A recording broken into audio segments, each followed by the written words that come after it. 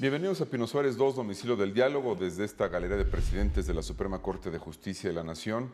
Es un gran honor, sin duda, que nos distingue mucho en el canal judicial y particularmente la Suprema Corte de Justicia, recibir a un personaje de la vida judicial latinoamericana, concretamente el juez presidente Jorge Subero Isa, quien es presidente de la Suprema Corte de Justicia de la hermana República Dominicana. Señor presidente, bienvenido al canal judicial, a la Corte y particularmente muchas gracias a nombre de todo el equipo por estos minutos para nosotros. Gracias a ustedes por la invitación a este canal. Señor presidente, yo quiero comenzar después de que se ha dado la ceremonia de recepción solemne ante el Pleno de la Corte, ante los ministros. Qué importante es el intercambio entre países hermanos latinoamericanos de experiencias, sobre todo cuando se enfrentan retos globales que implican todo el tiempo situaciones en el sistema de justicia que involucran el respeto de los derechos de los ciudadanos y que no son temas particulares de una nación, sino que son temas globales. Ya lo decían ustedes como presidentes de las Cortes reunidos en Uruguay en la Cumbre Judicial Iberoamericana, en diversos foros internacionales, hay retos comunes. Yo quiero comenzar dando una breve reseña de su trayectoria. Usted ha sido profesor de Derecho muy connotado en República Dominicana, presidente del Colegio de Notarios, articulista en temas jurídicos y bueno, presidente de la Suprema Corte de Justicia, tengo entendido desde hace 13 años en la República Dominicana. Bienvenido a México. Los jueces hablan a través de sus sentencias, señor presidente. ¿Usted coincide con este punto o las cosas en el mundo han cambiado como para que los impartidores de justicia analicen, sean más pedagógicos y traten de abrirse más a la sociedad a la que se debe? Miren, yo comienzo por lo último. Posiblemente en el pasado los jueces solamente hablaban por sentencia. Yo desde que llegué a la presidencia de la Suprema Corte de Justicia de la República Dominicana,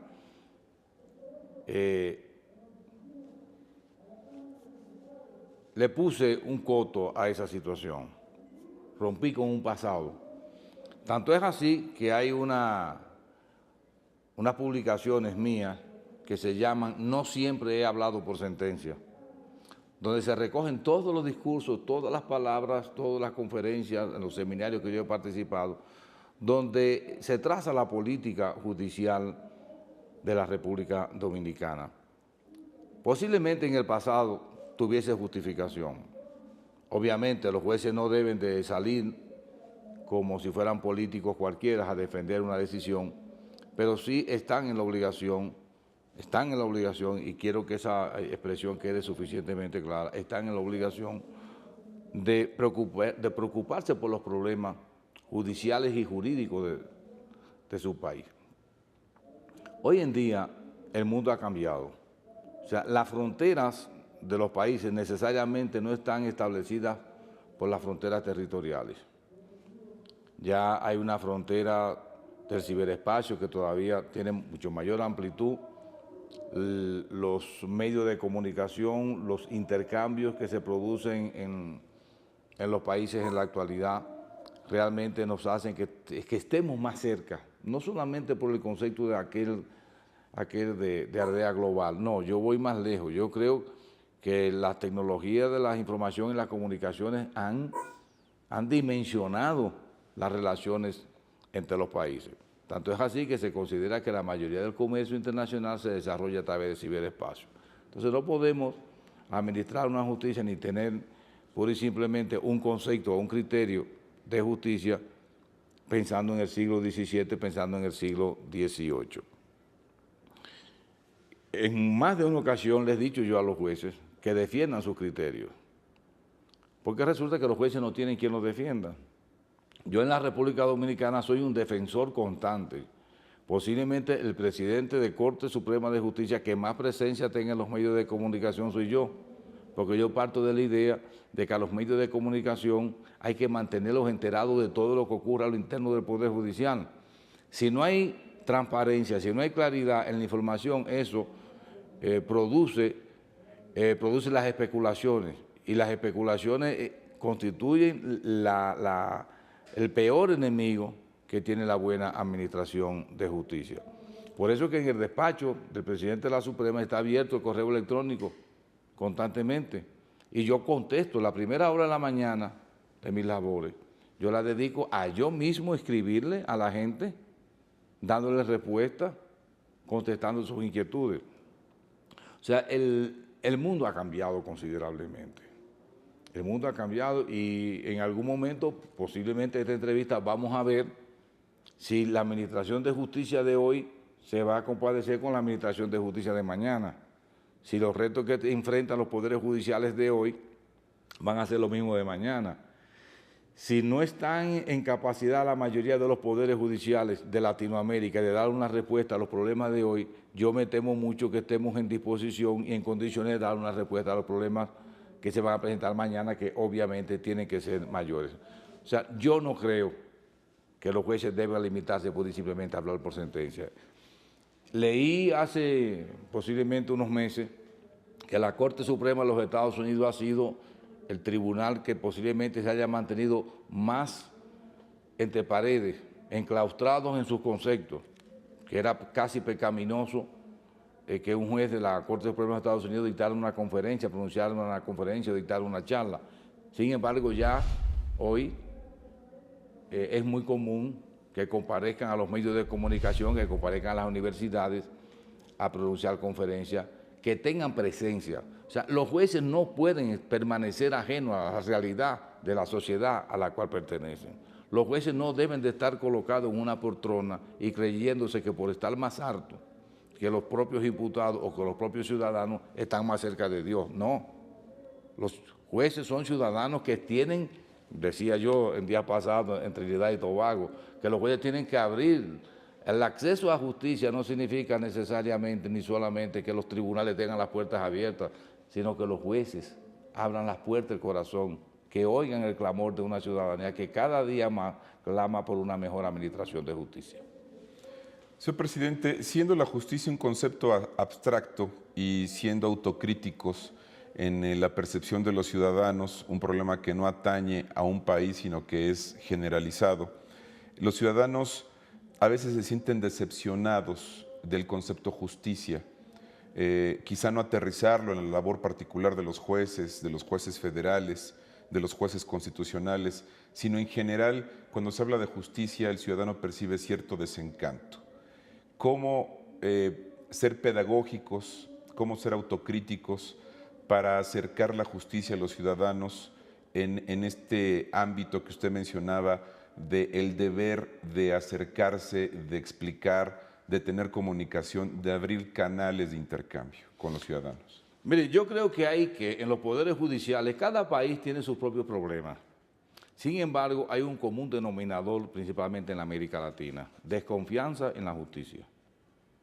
Yo no conozco un solo país donde la percepción, no la realidad, sí, donde la percepción de la gente sea favorable a la administración de justicia. Yo no lo conozco.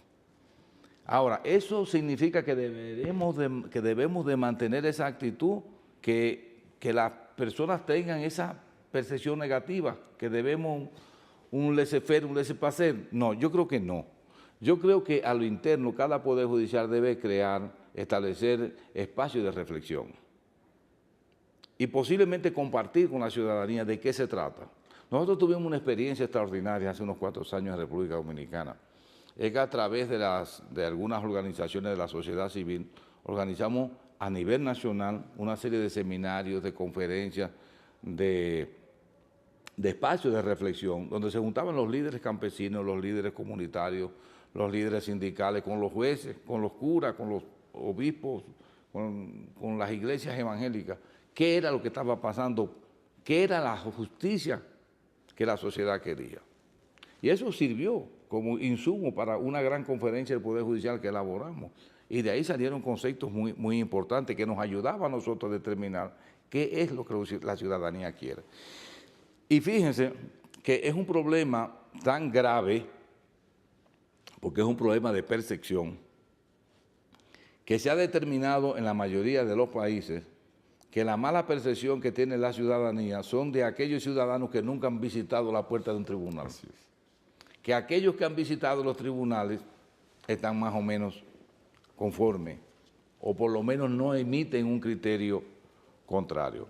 O sea, yo creo que nosotros tenemos que descender un poco de lo que entendemos los jueces, que estamos muy por encima, y colocarnos en un plano de igualdad. Y posiblemente preguntarnos, ¿qué me gustaría a mí, como ciudadano, que hiciera el Poder Judicial por mí? Lógicamente, vamos a tener un 50%, el que haya obtenido ganancia de causa, que va a dar una opinión favorable, y un 50% que va a decir que no, por una razón, y es que el que gana un proceso entiende que ganó porque tenía razón, y el que perdió el proceso va a decir que lo perdió porque el juez se vendió, o sea, que alguien compró al juez. Pero, concretizando, yo creo que debemos de crear espacios de reflexión al interno del Poder Judicial, como este ejemplo del canal judicial. Yo me gustaría que fuera más interactivo. Por ejemplo, nosotros estamos desarrollando un concepto ahora muy novedoso, que nos estamos incursionando en las redes sociales, a través de Twitter, a través de Facebook, la propia página de nosotros, la website, que es muy buena página. Nosotros estamos estableciendo mecanismos de discusión. Es más, yo abrí en el Twitter de la Suprema, que lo administro yo, que la gente dijera qué es lo que querían, que nos ayudaran a administrar la justicia sobre puntos específicos. Por ejemplo, con el narcotráfico, con el crimen organizado, con la violencia intrafamiliar. ¿Qué se le ocurre a la gente que nosotros pudiéramos hacer? O sea, hay que darle participación a la ciudadanía. Nosotros no somos, no nos podemos creer que somos los únicos que tenemos la verdad, no somos los depositarios de la verdad absoluta. Venturosamente, el canal judicial también ya ejercita la comunicación en Facebook y en Twitter. Tenemos mucho que aprender de República Dominicana, señor presidente. Sin duda, el tema de la oralidad en los juicios, sobre todo en materia penal, ustedes llevan un camino muy avanzado respecto a la realidad que se vive en México. Aquí se está viviendo un proceso de implementación. Usted es un referente muy importante, no solamente en eso, sino en otras prácticas muy positivas para fortalecer al Poder Judicial en República Dominicana, incluso reconocidas a nivel internacional. El intercambio de experiencias entre países. Usted también hace algunas horas visitó juzgados y tribunales aquí en nuestro país. El intercambio, insisto, la oralidad, los retos, las amenazas contra los jueces, el crimen organizado, el narcotráfico, los problemas que atañen a todas las naciones, cómo aterrizarlos en el intercambio de experiencias internacionales. Mire, yo le voy a hablar por la experiencia de más de 13 años al frente de la institución. Cuando yo llegué a la presidencia de la Suprema Corte de Justicia, el Poder Judicial Dominicano existía en papeles, existía en documentos, no había tal poder. Había un órgano del Estado que hacía la función jurisdiccional, pero no era un poder del Estado. Incluso yo desarraigué el criterio que había de que el Poder Judicial era el tercer poder del Estado. Yo siempre decía, no, somos uno de los tres. Somos uno de los tres, no somos el tercero. Y realmente nosotros somos un Poder Judicial fuerte, total y absolutamente independiente. Total y absolutamente independiente. Pero no solamente no existía como tal el Poder Judicial, sino que era aislado. No había absolutamente ningún tipo de relaciones. El primer contacto del Poder Judicial dominicano al exterior lo establecí yo participando por primera vez en el año 98, posiblemente en febrero o abril del 98, en una cumbre judicial iberoamericana que se celebró en Caracas, Venezuela. De ahí en adelante me di yo cuenta de que nosotros necesitábamos cambiar la estructura interna del Poder Judicial. Sabía que la mayoría de los países, desde el año 1980, con la ola de reforma judicial, principalmente en el área procesal penal, ya se había avanzado mucho. Sin embargo, República Dominicana permanecía totalmente ajeno. Esos intercambios y la cooperación internacional, porque el Poder Judicial Dominicano de la actualidad es fruto no solamente de los intercambios, de los viajes que ha hecho su presidente, sino también de la cooperación internacional, que no necesariamente ha consistido en donaciones de dinero, sino también transferencia de tecnología, consultoría, estudios comparativos. En el caso específico del Código Procesal Penal, fue el gran reto, el reto mayor que nosotros tuvimos era ese. A pesar de que nunca tuvimos en la República Dominicana el proceso penal secreto ni escrito, sino que hubo una especie de oralidad solamente en el área, en la etapa del proceso en materia de instrucción, donde estaba la investigación. Ahí sí era secreto y sin defensa técnica de parte de un abogado del imputado. Ahí no había. Pero ya posteriormente las jurisdicciones de juicio de fondo sí había defensa y era totalmente oral. Pero no era el problema de la oralidad solamente, sino de el antagonismo que se originaba entre los principios fundamentales y garantías establecidos en la Constitución de la República y lo que era la realidad del Código de Procedimiento Criminal, que era el que nosotros teníamos vigente desde la época del año 1822, que no era más que el Código de Instrucción Criminal francés. O sea, nosotros heredamos lo que era en esa época un código avanzado, pero al cabo de ciento y tantos años, obviamente se convirtió las cárceles totalmente abarrotadas de presos preventivos, de presos que estaban esperando. No condenados. No condenados, que estaban en espera de la celebración de un proceso y que cuando culminaba el proceso, posiblemente ya tenían más tiempo presos que lo que realmente le hubiera correspondido de conformidad con la ley y una condenación. Toda esa experiencia nosotros la asimilamos. Y para la implementación del Código Procesal Penal, que decía yo en la conferencia de ayer, que era necesario, casi imprescindible, involucrar a los jueces, porque los jueces son los que manejan el material. Y nosotros identificamos líderes a nivel nacional, y esos líderes a nivel nacional fueron los que se convirtieron en agentes multiplicadores del proceso de reforma. Y debo decirle que hoy en día, no hay mora judicial en la República Dominicana. O sea, no hay presos preventivos a menos que no sean frutos de medidas de coerción dictadas por los propios jueces, pues no como ocurría antes, que estaban presos ahí porque estaban presos, sino ahora los presos preventivos que hay allá son frutos de medidas de coerción dictadas por los propios tribunales. Pero desde luego, si no tenemos referente de lo que estaba ocurriendo, por ejemplo, nosotros, ¿qué había ocurrido en Argentina? ¿Qué había ocurrido en Chile? ¿Qué había ocurrido en Colombia? ¿Qué había ocurrido en Costa Rica? Con los procesos de reforma, posiblemente nosotros no hubiésemos podido tener un sitial hoy en día, con muy buena colocación a nivel de América Latina. Usted ya lo mencionaba, el principio de presunción de inocencia es fundamental para el ejercicio de la justicia. Señor presidente, quiero aprovechar bien los minutos que nos restan. Usted hablaba de un concepto fundamental, un principio, la independencia de los jueces, la independencia de los poderes judiciales. Hay muchos factores de poder, hay muchas decisiones políticas que se dirimen incluso en tribunales y en las que intervienen los jueces, ya sea un tribunal constitucional o sea una Corte Suprema de Justicia. ¿Cómo blindarse de esas presiones que existen, que nadie puede negar y que todo el tiempo intentan influenciar a los juzgadores en sus decisiones, ya sean políticas, ya sean presiones incluso del crimen organizado, de la delincuencia, en un proceso ciertamente delicado sobre temas que atañen esa naturaleza?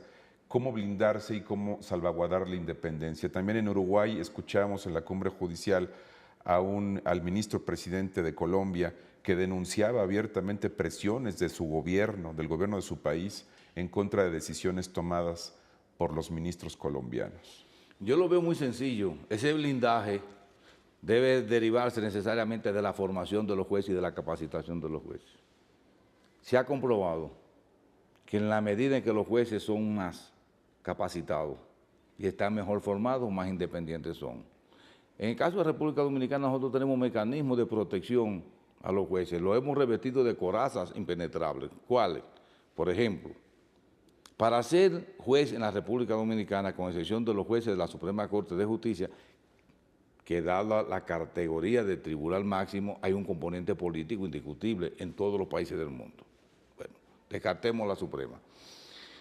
Pero para ser juez en la República Dominicana de cualquier tribunal hay que ser egresado de la Escuela Nacional de la Judicatura durante un proceso de formación de 2 años de manera continua, previo a concursos de oposición para el ingreso a los programas de formación. Pero cuando terminan, cuando superan las pruebas, la prueba de la formación, ingresan por la escala menor del escalafón, que es juzgado de paz. De ahí van escalando de conformidad con sus méritos, con su buen desempeño, hasta llegar a la posición que pudieran ser. ¿La carrera judicial? La carrera judicial. Nosotros hemos podido comprobar que esos jueces son más independientes que los jueces anteriores, porque ellos parten de una idea. Primero, no nos pueden quitar de aquí. O sea, no nos pueden destituir. No tenemos por qué rendirle pleitesía ni recibir presiones de nadie. Ya los políticos no intervienen en el proceso de formación y de escogencia de los jueces. Lo único que pudiera haber que es más peligroso que la dependencia externa es la dependencia vertical. O sea, que se quebrante la independencia de los jueces jerárquicamente. Y los hemos ido eso controlando. Ya yo no puedo, y soy incapaz, por más presidente de la Corte que sea, de llamar a un juez para que tome una decisión. Hacerle una recomendación. Porque lo primero que me va a decir, no, magistrado, un momentico, yo no le debo esa posición a usted, eso me la gané yo. Y fueron 2 años que he tenido yo que pagarlo y que lo voy a pagar porque me lo van a descontar cuando me gradúen. ¿Cómo se logra eso? Nosotros nunca llamamos a concursos si no hay disponibilidad. Inmediatamente allá se llama un concurso. Todos los aspirantes a jueces de paz que están en la escuela judicial saben, están totalmente seguros, que cuando terminen su proceso de formación van a una posición como juez de paz. ¿Dónde? En algún sitio del país. Y que inmediatamente al otro día de su graduación comienzan a recibir un salario como una posición y a pagar su crédito educativo. Pero le damos un incentivo, y es que si obtienen una calificación superior a X, le exoneramos del pago de todo el crédito educativo. O sea, a mi modo de ver, el único blindaje eficaz es la capacitación. Ustedes dirán, bueno, pero si buscamos jueces serios, jueces honestos, jueces probos, sí, también. Si logramos conseguir las 2 condiciones, perfecto. Pero lo que yo estoy seguro es que la capacitación, la actualización de los jueces, mantenerlos completamente activos, es de gran importancia para el mantenimiento de la independencia judicial. Nos quedan 3 minutos, señor presidente, y quiero pedirle una última reflexión. ¿Por qué México? ¿Por qué el intercambio de experiencias? ¿Por qué la Corte Mexicana? ¿Cuál es su apreciación sobre el sistema de impartición de justicia en México? Mire, por lo que yo he visto, me parece que la situación que tiene en la actualidad México con respecto al procesal penal es muy parecida a la que tenía República Dominicana antes de la vigencia del Código Procesal Penal. Por lo que oí ayer, lo que he oído hoy, parece que desde el punto de vista penal es exactamente la misma situación.